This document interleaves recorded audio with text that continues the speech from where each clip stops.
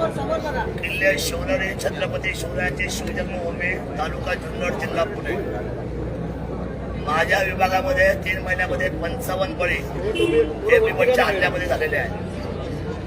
2014-15च्या हिवाळी अधिवेशनामध्ये मी हा धोका सांगितला होता शासनाला की ही मांजराची प्रजात आहे। हा शेड्यूल 2 आहे, याला शेड्यूल 2 मध्ये आपण प्रस्तावित करा जेणेकरून याला आपल्याला पकडता येईल किंबहुना आपल्याला याचा बंदोबस्त करता येईल। पण त्यावेळेला काही मनावर फार काही घेतलं नाही। आज जवळजवळ हजारोच्या संख्येने संपूर्ण बिबट आज महाराष्ट्रावर फिरतायत। महाराष्ट्राचा हा जो आता बिबट जो आहे तो आपत्कालीन घोषित केला पाहिजे राज्याचा। राज्य आपत म्हणजे काय, तर राज्य आपत म्हणजे राज्यावर आलेलं संकट म्हणजे बिबट आहे। तर या राज्य आपत घोषित करावं आपण, आणि राज्य आपत घोषित करत असताना आपण सर्वांनी आता तातडीने, आता खूप उपाययोजना झाल्या 2014 पासून तर 2024 पर्यंत वेगवेगळे प्रयोग केले अधिकाऱ्यांनी सुद्धा फॉरेस्ट खात्याच्या, पण त्याच्यामध्ये काही यश आलेलं नाही। काल विधिमंडळामध्ये लक्षवेधी होती, त्यावेळेला 288 पैकी अर्ध्या आमदारांनी या विषयावर फार मोठा हल्लाबोल केलेला आहे शासनावर। त्यामुळे ही आपत्कालीन गोष्ट आहे। शेतामध्ये आमची महिला भगिनी, आमची माय मावशी, आमची आई, आमची आजी शेतामध्ये काम करू शकत नाही। आज लहान लहान मुलं शाळेमध्ये जाऊ शकत नाही। आज लहान लहान मुलं अंगणामध्ये खेळू शकत नाही। अशा परिस्थितीमध्ये आमच्या शुगर कॅन म्हणजे जिथे ऊसाची शेती आहे त्या सगळ्या ठिकाणी हजारोच्या संख्येने आज बिबट वावरतात। बिबट्याची संख्या मोठी आहे। आम्हाला माणूस मेल्यानंतर 25 लाख रुपये दिले जातात।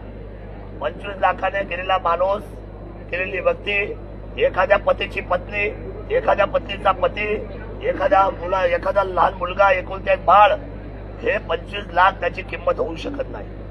आम्हाला पैसा नको। आतापर्यंत 17.5 कोटी रुपये तुम्ही दिले, त्या 17.5 कोटीच्या मदतीची माती झालेली आहे। किती पशुधन केलं, किती आमची माणसं गेली।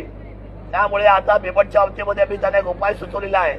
हा नसबंदी किंवा शेळ्या सोडण्याचा जो प्रकार आहे, अधिकाऱ्यांना माझी नम्र विनंती आहे, अधिकारी इन करून एसी कॅबिन मध्ये वरती बसतात, त्यांना बिबट्याचा भय नाही, त्यांना या गोष्टीची कल्पना नाही।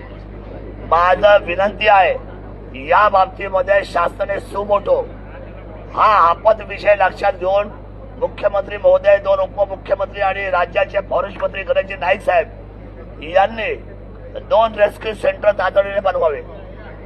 2 रेस्क्यू सेंटर, एक जुन्नर मध्ये आणि एक अहिल्यानगर मध्ये, की जेणेकरून या रेस्क्यू सेंटर मध्ये तुम्हाला तातडीने यांना पकडता येईल। आज नागपूरला अधिवेशन चालू आहे, इथून 10 किलोमीटरच्या अंतरावर अवघ्या 10 किलोमीटरच्या अंतरावर आता सकाळी 2 तास ते एका बिबट्याला शहरामध्ये घुसलाय, उड्या मारतोय या गच्चीवरून त्या गच्चीवरून, त्या अंगणातून त्या अंगणामध्ये। लोक संपूर्ण घरदार सोडून पळून गेले। आज नागपूरसारख्या ठिकाणी ही परिस्थिती आज झाली अधिवेशनामध्ये। त्यांना 2 तासापूर्वी त्यांनी ऑपरेशन करून त्याला ते बेशुद्धीचं इंजेक्शन मारून त्याला उचललं गेलं। माझी विनंती शासनाला एवढीच आहे, 90 दिवसामध्ये एकही 90 दिवसात एकही बळी महाराष्ट्राला परवडणार नाही, शेतकऱ्यांना परवडणार नाही। सर्वसामान्य माणसाला जीवनाचा अधिकार दिलेला आहे। जसा प्राण्यांना जगायचा अधिकार आहे तसा माणसाला जगायचा अधिकार आहे। नागरी वस्तीमध्ये बिबट्या येतो हे आपला मोठा अपयश आहे। त्यामुळे 90 दिवसाच्या आतमध्ये 2 रेस्क्यू सेंटर बनवा। आणि मी तुम्हाला सांगतो, जी ही वन्यजीव संस्था आहे याची म्हणजे वर्ल्ड वाईड ती संपूर्ण या लोकांचा खर्च करायची त्याची तयारी झालेली आहे। बिबट 72 तासामध्ये एकदाच फक्त अन्न खातो, 72 तासामध्ये एकदा, बाकी वेळा तो जिरवतो। त्यामुळे त्याला आता सुद्धा आमच्याकडे एक बिबट निवारा केंद्र प्रयोगासाठी आहे। 2000 पासून ते चालू आहे। तिथं 50 बिबट्या समजतात, त्याची संख्या आता 105 झाली। त्यांना तिथेच जाग्यावर बसवून त्या ठिकाणी त्यांना वेळेमध्ये तिथं चिकन दिलं जातं, म्हणजे त्याचं खाद्य दिलं जातं। माझं सरकारला निवेदन आहे, आपण एकही मृत्यू इथून पुढे होणार नाही। आणि 90 दिवसाच्या आतमध्ये 2 रेस्क्यू सेंटर हा एकमेव पर्याय आहे। शेळ्या सोडणं, नसबंदी करणं, त्याला गोळी मारणं, गोळी मारायचा अधिकार फक्त नरभक्षाला आहे। सरळ आणि साध्या तुम्ही बिबट्याला गोळी मारूच शकत नाही। त्याला आयडेंटिफाय करायला, त्याला लॅबोरेटरीमध्ये जायला, त्याच्या नखाचा रक्त काढून चेक करायला 3-3 महिने जातात, 4-4 महिने जातात। आणि मग कसं शोधणार? माझी विनंती आहे माझ्या मायबाप सरकारला, आपण सुमोटो आजच्या आज विधिमंडळात निर्णय घेतला पाहिजे. 90 दिवसात 2 रेस्क्यू सेंटर, एका बाजूला नर, एका बाजूला मादी. नर आणि मादी यांचं सेपरेशन करून मोठ्या पद्धतीचे 2 रेस्क्यू सेंटर आपण ते तयार करावेत. तेवढा पैसा शासनाकडे आहे, तेवढी तरतूद आहे आणि ते तुम्ही कराल अशी अपेक्षा व्यक्त करतो. आणि महाराष्ट्राला आपण बिबट मुक्त करा, महाराष्ट्राला आपण भयमुक्त करा अशी कळकळीची विनंती मी महाराष्ट्र शासनाला करतो. सर, रेस्क्यू सेंटर तयार केल्याने हा प्रश्न सुटेल का? 100%. कारण एकीकडे मोठ्या प्रमाणात जंगलाची तोड होत आहे, जंगलामध्ये मोठ्या मोठ्या कंपन्या लागत आहे, बिल्डिंगा निर्माण होत आहे. हे असंच जर होत राहिलं महाराष्ट्रामध्ये तर रेस्क्यू सेंटर कुठे काम करणार? बिबटचा आणि जंगलाचा लांबोड संबंध नाही. बिबटची निर्मिती ही आमच्या जवळच्या असलेल्या ऊस शेतीमध्ये आहे. एकही माणूस जंगलात, एकही बिबट्या जंगलात नाही. आय एम सॉरी, मी आपल्याला सांगतो तो विषय मुद्दा वेगळा आहे. जंगल तोड हा जो करतो त्याला तुम्ही 100% विचारणा केली पाहिजे.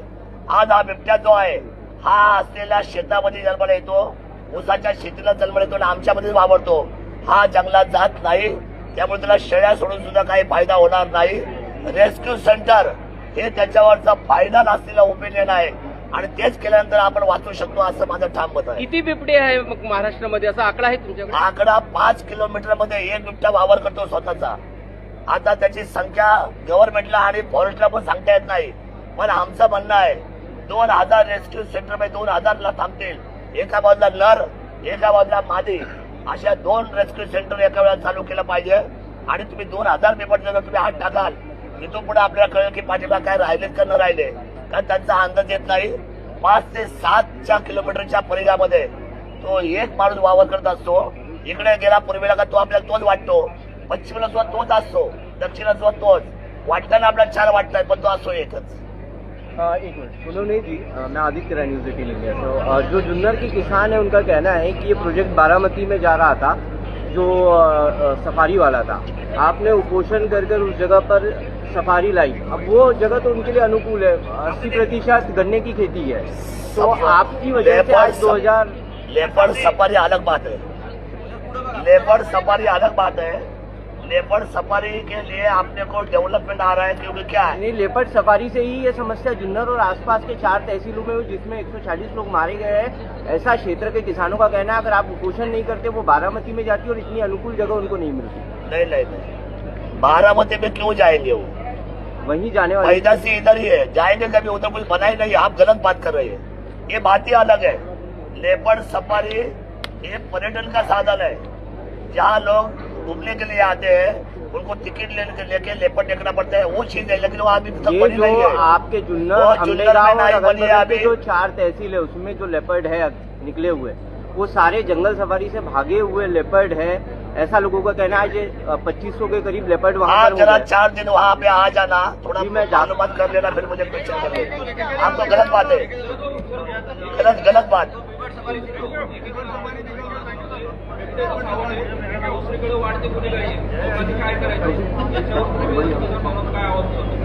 मला गुन्हेगारांची मला आयडिया नाही, माझ्याकडे अजून पण तशी काही नोंद आलेली नाही, पण बिबट्याच्या बाबतीमध्ये मी आता संवेदनशील आहे आणि बिबट्याच्या बाबतीमध्ये शासनाने तातडीची उपाययोजना करावी, बिबट आपत्ती घोषित करावी आणि बिबट्यापासून आपल्याला संरक्षण करावं अशी माझी विनंती शासनाला आहे.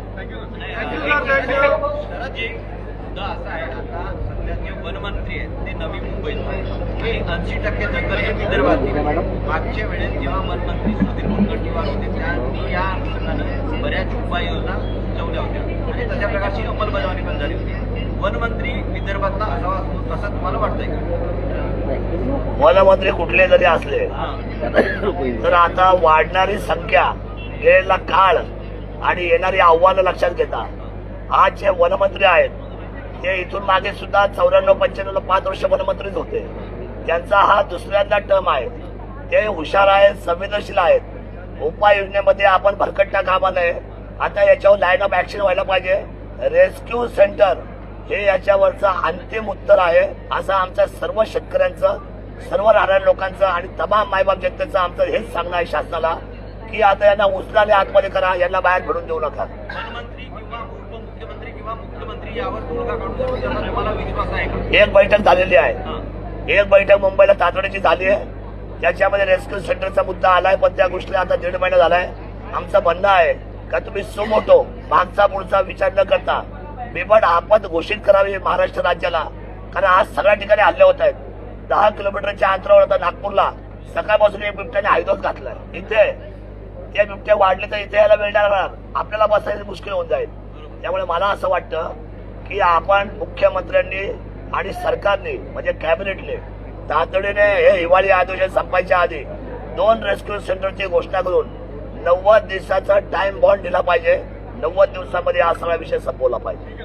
सोनवणे जी, स्टेट गवर्नमेंट कुछ प्रपोजल भेजने वाली है कि सेंट्रल गवर्नमेंट को नस्बत भेज दिया है। क्योंकि 6 महीने में जो है कि वो प्रजनन करती है, भेज दिया भेज दिया है। ऑलरेडी. ओके हे फोटो व्हिडिओ काढायचे ज्येष्ठ पत्रकार मागे या. वारंवार कशाला काढता रे बाबा?